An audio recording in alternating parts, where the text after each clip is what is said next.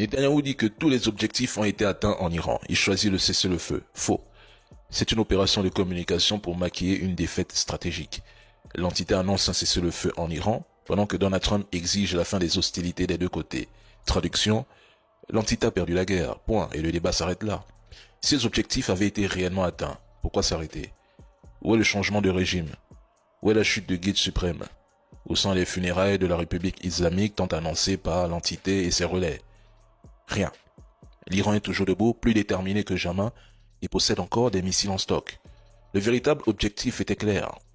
Neutraliser durablement l'Iran, éliminer la tête du pouvoir, provoquer une révolution colorée, un changement de régime brutal et ouvrir la voie à un nouveau Moyen-Orient façonné par les intérêts entités américains. Non seulement cela a échoué, mais Téhéran s'est renforcé.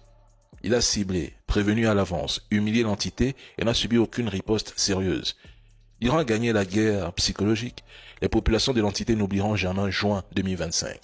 Et si Donald Trump crie au cessez-le-feu, c'est parce que les États-Unis refusent un engrenage incontrôlable. Ils savent que si l'Iran continue de riposter, toute la façade militaire américaine au Moyen-Orient est vulnérable.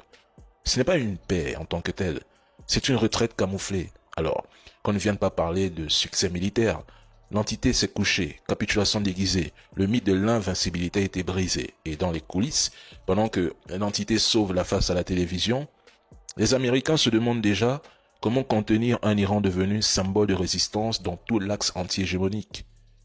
Donc,